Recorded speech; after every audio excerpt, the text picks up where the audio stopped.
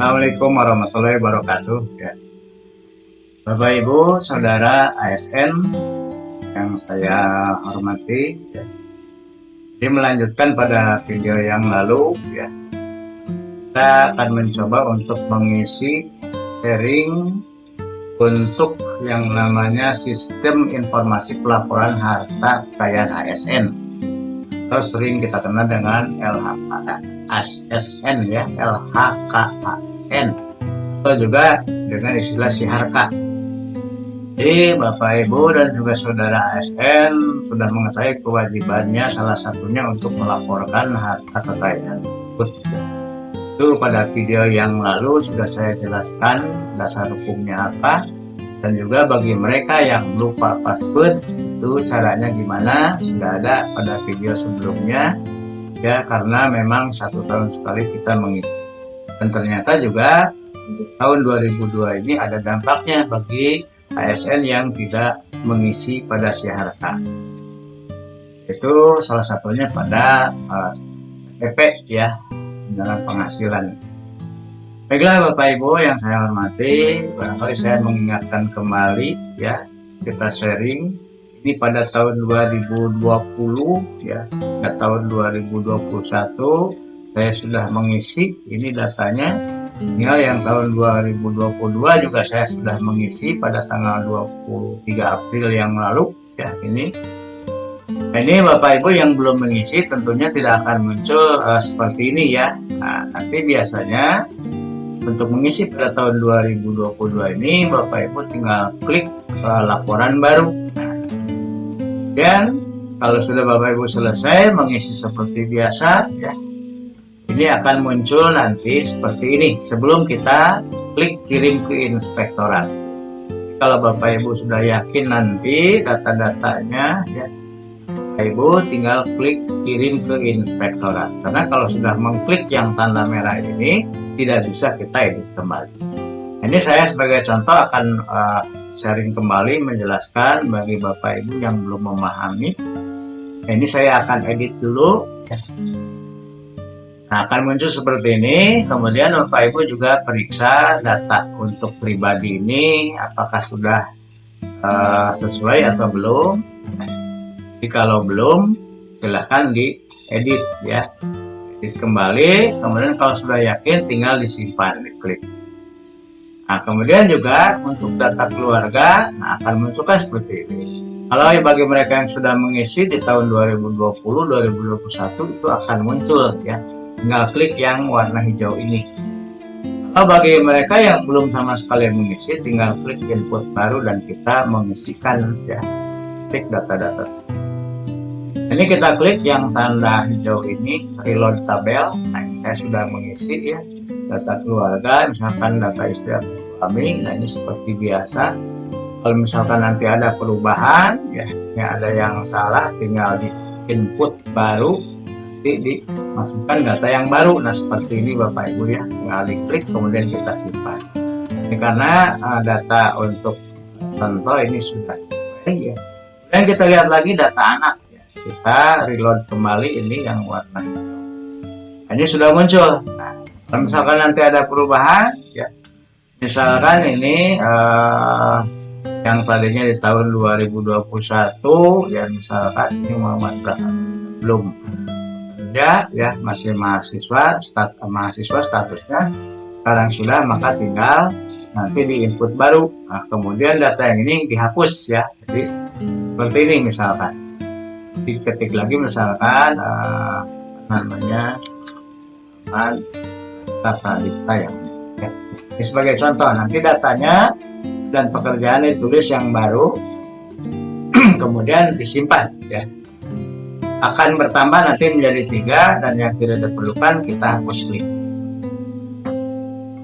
Kemudian Bapak Ibu, ya, untuk harta kekayaan kita ini ada beberapa, di antaranya ada harta yang bergerak, kemudian ada harta yang bergerak, kemudian juga ada harga, uang tunai, tabungan, piutang, kemudian juga ada hutang, ya. Ini kita harus masukkan tentunya Bapak Ibu, ya. Di harta yang tidak bergerak ini sebagai contoh, ya, kita klik aja info di sini, ya.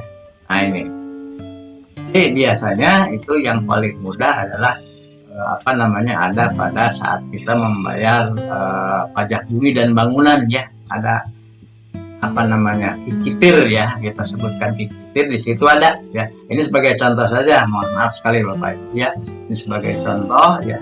Misalkan ada jenis hartanya tanah bangunan luasnya sekian, itu sudah tertera Bapak Ibu ya. Ini tahun perolehan, kemudian harga perolehannya berapa kira-kira, kemudian ini NJOP ya saat pelaporan, jadi harga jualnya berapa kira-kira pada saat melaporkan Bapak Ibu. Kalau nanti ada perubahan silahkan dirubah, kalau memang tetap silahkan seperti ini saja. Termasuk juga ini tambahan yang lain Bapak Ibu, nah ini ya. Bahkan di berapa harga perolehan diperkirakan, kemudian juga NJOP saat melaporkan, dan nanti jumlahnya otomatis. Itu harta yang tidak bergerak. Kemudian harta yang bergerak Bapak Ibu, nah ini ada contohnya seperti alat transformasi ya, kemudian juga transportasi maksudnya, ada mobil, sepeda motor, sebagainya. Ini kalau Bapak Ibu sudah mengisi, kita klik yang hijau, atau kalau belum paham ya tinggal klik info apa sih itu yang dimaksud dengan alat transportasi. Jadi misalnya saya sudah mengisi pada tahun yang lalu, ya kita klik yang warna hijau ini, nah ini akan muncul. Kemudian misalnya di tahun 2002 ini kebetulan Bapak Ibu ya menambah atau membeli alat transportasi yang lain, motor, ya, mobil, itu juga wajib dilaporkan Bapak Ibu ya. Ini maksudnya untuk mencegah nanti barangkali ada ya, dan saja tidak ya Bapak Ibu, kita saja dicek gitu ya. Cek misalkan Bapak Ibu yang tadinya melaporkan hanya 2, ternyata di rumah 3, nah itu kan juga akan menjadi masalah. Dan ini juga cukup katanya cukup pada STNK ya, seperti ini sepeda motor ya, apa dan sebagainya lah, itu seperti ya. Nah, kemudian untuk harta bergerak yang lain, ini misalkan memiliki perikanan, perkebunan, silahkan Bapak Ibu diisi ya. Kalau tidak juga ya tidak apa-apa, kalau memang tidak ada bisa diisi ya. Nah ini termasuk juga nanti untuk mengisinya yang baru adalah input yang baru. Kemudian ada yang harta bergerak yang lainnya ya, misalnya ini ada logam mulia ya, biasanya perhiasan dari emas, dari perak dan sebagainya. Ini kalau sudah diisi ya Bapak Ibu pada tahun yang lalu, biasanya kita klik yang hijau ini. Walaupun misalkan tidak ya, itu tidak apa-apa Bapak Ibu. Tapi yang jelas ya ini wajib dilaporkan. Nah, ini sebagai contoh dari logam mulia, ini sebagai contoh saja ya. Akan begini Bapak Ibu. Nah ini anak saya misalkan memiliki 4 gram logam mulia ya. Nah ini pada harga perolehannya misalkan pada tahun 2022 ini adalah banyak 1.920.000. Kemudian diperkirakan NJOP-nya, jadi pada saat melaporkan harga jualnya biasanya berapa? Nah sekitar sekian ya. Ini biasanya kalau kita menjual emas biasanya kan ada potongan, nah itu diperkirakan saja dari situ Bapak. Kemudian juga ini istri saya memiliki sekian dan jumlahnya sekian, nanti dijumlahkan ya. Ini untuk logam mulia, hanya sebagai contoh Bapak Ibu ya, ini mohon maaf dan memang itu harus dilaporkan seperti itu Bapak Ibu, terutama ya kewajiban untuk AS. Jadi nanti jumlahnya sekian ya, ini akan tertera di sini. Nah tadi sudah dimasukkan ini ya. Kemudian di sini juga ada barang-barang seni ya dan lainnya. Ini artinya perabotan rumah Bapak Ibu ya, mohon maaf. Dan sebagai contoh saya ini ada 25 item Bapak Ibu. Misalkan saya memiliki laptop 1 buah, diperkirakan harganya berapa ya. Kemudian juga ada komputer, ada TV dan sebagainya Bapak Ibu ya. Ini memang harta yang harus dilaporkan sebagai ASN tadi Bapak Ibu. Ini sebagai contoh ya, diperkirakan saja Bapak Ibu berapa jumlahnya, dan ini nanti masuk pada si harta ada logam mulia, batu mulia, barang baku dan seterusnya ya. Nah ini seperti ini ya. Masuk tahun perolehannya, Bapak Ibu perkirakan tahun dan harganya. Jadi nanti akan tampil jumlahnya sekian. Ini untuk harta yang bergerak Bapak Ibu ya. Kemudian kita lihat lagi ada surat berharga, misalkan ini saham. Kalau Bapak Ibu memiliki silakan isi, kalau tidak juga kita kosongkan saja. Kemudian untuk penghasilan Bapak Ibu, nah penghasilan itu ada dari penghasilan dari jabatan ya, kemudian penghasilan dari profesi. Nah mungkin sebagai ASN misalkan untuk itu ada tunjangan sertifikasi ya, kemudian juga ada tunjangan daerah mungkin ya, dan sebagainya ya. Dan ada penghasilan dari usaha lainnya. Kalau misalnya Bapak Ibu selain ASN juga bergerak dalam bidang usaha atau swasta, silakan diisi ya. Nah, kemudian ada penghasilan dari hibah atau lainnya, ini kalau ada ya Bapak Ibu. Kalau tidak ada tidak usah diisi. Baiklah, penghasilan dari jabatan ya Bapak Ibu, sedikit saya akan jelaskan dulu ini karena terkait dengan sistem dari penggajian Bapak Ibu. Nah ini sebagai contoh Bapak Ibu, pada bulan April tahun 2022 ini seorang pegawai negeri ya, ini misalkan saya, ini kan biasanya leger gaji itu atau struk gaji ini yang sekarang seperti ini bentuknya Bapak Ibu ya. Pada saat menandatangani itu ada yang namanya ini nama, tanggal lahir dan seterusnya itu ya. Kemudian ada gaji pokok, tunjangan istri ya atau suami, tunjangan anak dan sebagainya. Nah baiklah Bapak Ibu, saya akan jelaskan dulu ini sedikit, kita sharing tentang masalah gajinya sendiri Bapak Ibu. Juga harus mengetahui minimal ya. Nah seperti ini yang tanda kuning ini, jumlah kotornya gajinya itu 5.485.872 rupiah. Ini diperoleh dari gaji pokok ya, gaji pokok 4.898 ya. Kemudian ada tunjangan istri ya, dan juga ada tunjangan anak ini ya. Jumlahnya ini ada 3 orang ya, maka jumlah penghasilan kasarnya sekian ya. Kemudian juga ada tunjangan yang lainnya, ada tunjangan fungsional mungkin untuk guru ini ya. Nah ini tercantum sekian 389.000 rupiah ya. Dan ada juga tunjangan beras, nah, mungkin dari semenjak bulan Februari, Maret, April ya, mungkin itu tidak ada tunjangan beras ya. Nah, mungkin juga nanti ada tunjangan beras itu pada bulan Mei akan ada lagi ya menurut berita, dan ini tentu akan dirapelkan yang belum dibayar, terutama untuk para ASN dan juga Bapak Ibu ya pengajar ini. Jadi untuk tunjangan beras tercantum di struk gaji atau leger ini seperti ini. Kemudian jumlah kotornya tentunya ini dijumlahkan Bapak Ibu ya, dari gaji ini ya, tunjangan pokok sama tunjangan istri ini sebenarnya yang 5.485.8 nanti ditambah tunjangan fungsional atau listrik ini ya, ditambah ini, dan tambah ini juga akan menghasilkan yang ini jadi penghasilan kotor ya. Nah.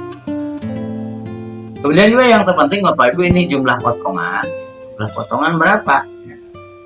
Potongan sudah tertera ya pada leger gaji ini sekian ya, contoh untuk yang saya, mungkin yang Bapak Ibu beda ya, sehingga jumlah yang harus dibayarkan pada leger gaji itu sekian. Nah ini diperoleh tentunya dari ya jumlah kotor ini dikurangi dengan jumlah potongan yang ada, jadi akan tampil sekian. Jadi 5.881.532 dikurangi potongan sekian akan menghasilkan sekian. Nah kemudian untuk di si harta Bapak Ibu kan ada poin yang penghasilan dari jabatan ya, yang ini ya, ini munculnya dari mana? Nah kita kembali ke yang tadi ya. Jadi format Excelnya nanti ada gaji pokok Bapak Ibu, kan ini gaji pokoknya kan yang ini 4.898.100. Kemudian juga ada tunjangan jabatan. Nah, ini sebagai guru contohnya adalah tunjangan fungsional. Ini besarnya sekian ya, 389.000 kita masukkan ke sini. Kemudian ada tunjangan lain ya. Untuk Bapak Ibu guru sebagai ASN, tunjangan lainnya di sini ada tunjangan beras yang tercantum di sini ya, Bapak Ibu isikan saja ini ya.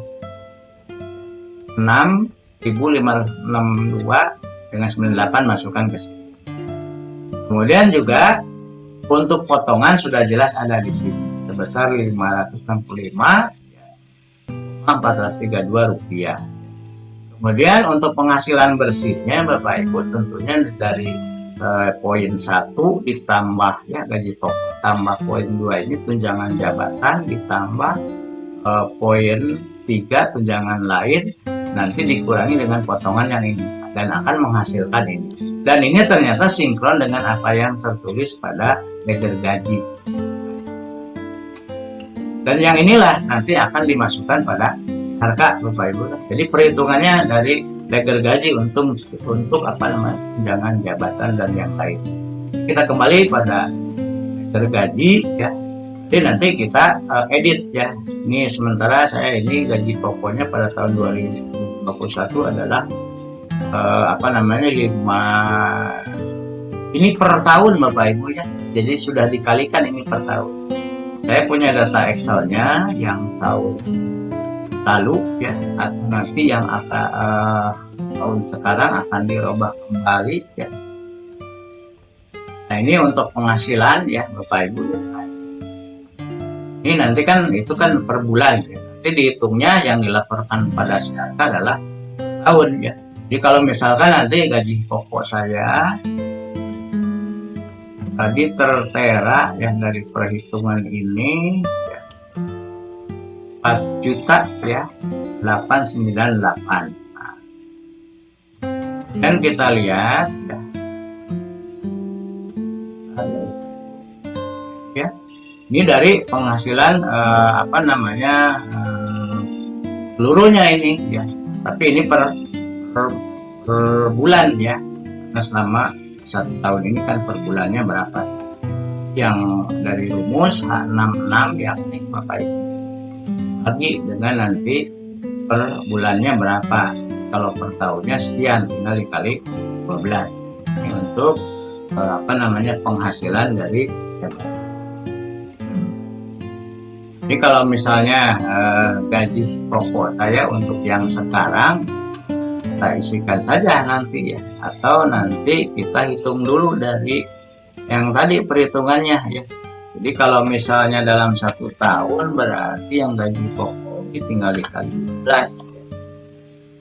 Berarti sekian 58.772.200. Jadi tadi sudah sesuai dengan yang diisikan pada ini SIARKA atau pada Excelnya yang tadi ya Bapak Ibu yang ini.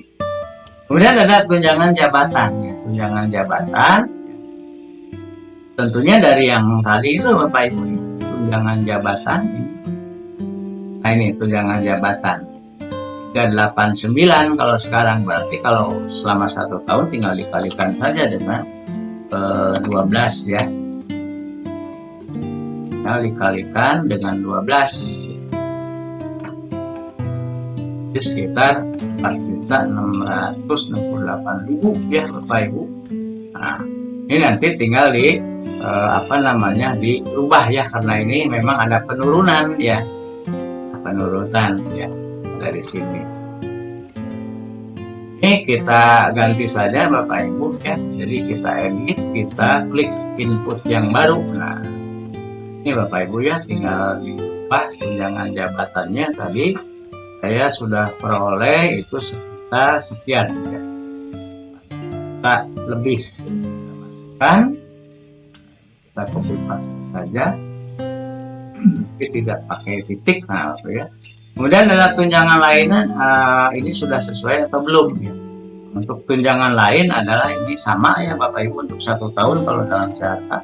Jadi tinggal dikalikan kali 12 berarti jumlahnya sekitar 7 juta sekian ya. Kita kopikan lagi, masukkan pada data ya. Ini Kemudian potongan-potongannya berapa? Coba kita sesuaikan dengan data yang sekarang. Ini juga per tahun dihitungnya. Ini sama dengan tinggal 15 Bapak Ibu ya. Sekitar 6 juta sekian. Kita kopikan lagi, masukkan ke angka. Itu ya. Ini otomatis penghasilan bersihnya akan tercantum seperti ini. Ini kalau sudah yakin Bapak Ibu tinggal diklik simpan ya. Jadi ini akan sudah berubah ya Bapak Ibu otomatis. Nah, seperti ini. Jadi ini dicocokkan dulu pada hitungan awalnya seperti ini Bapak Ibu ya. Baik. Jadi kalau penghasilan bersih selama setahun berapa? Tinggal dikalikan aja yang ini kali 12 Bapak Ibu. Itu akan sama dengan yang. Nah itu untuk penghasilan dari jabatan Bapak Ibu. Kemudian ada penghasilan dari profesi Bapak Ibu. Ini pada tahun yang lalu saya sudah mengisi, kita lihat. Ini misalkan ya pada file Excel-nya yang tahun lalu mungkin masih sama ya saya. Untuk misalkan Bapak Ibu mohon maaf ya, selain dari penghasilan tunjangan jabatan juga ada profesi, diantaranya ada TPP, ada KUM dan juga ada SK dan juga ada sertifikasi. Nah Bapak Ibu perkirakan saja itu berapa penghasilan Bapak Ibu per bulan, kemudian yang dimasukkan pada CRK adalah selama 1 tahun, berarti nanti hitungan per bulan kali 12. Nanti dijumlahkan akan sekian dan ini datanya masuk pada CRK.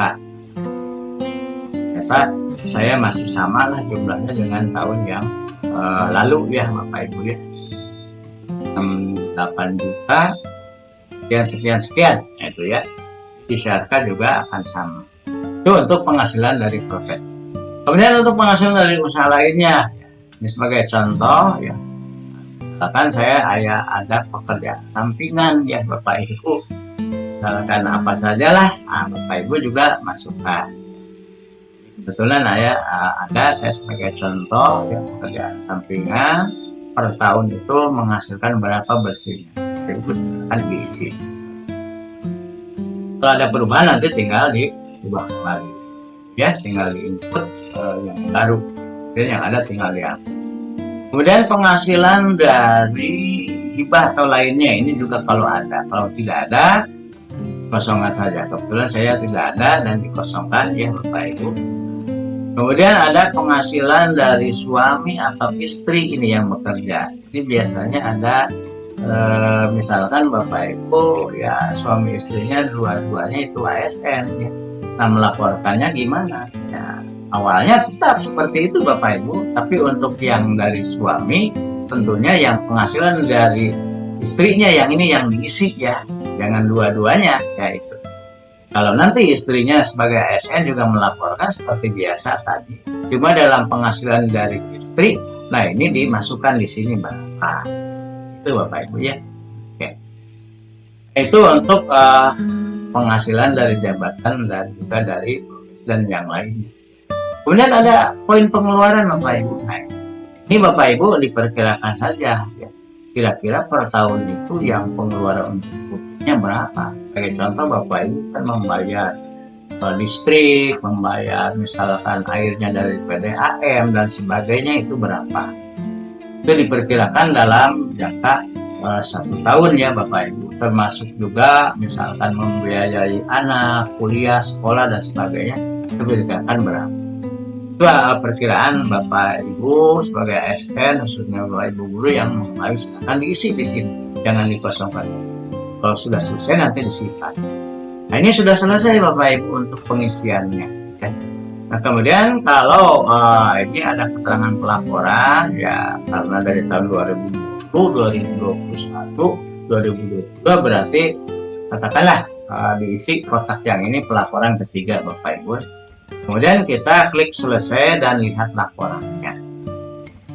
Nah seperti biasa ini Bapak Ibu kan bisa dicetak ya sebagai bukti fisik. Nah Bapak Ibu sudah melaporkan. Sudah Bapak Ibu ya. Kalau Bapak Ibu nanti sudah yakin datanya sudah benar ya, seperti itu kita kirim ke inspektorat. Sebelumnya kita cetak ya sebagai cetak bukti lapor. Nah, ini yang Bapak Ibu nanti simpan ya, nanti filenya akan muncul di bawah seperti ini.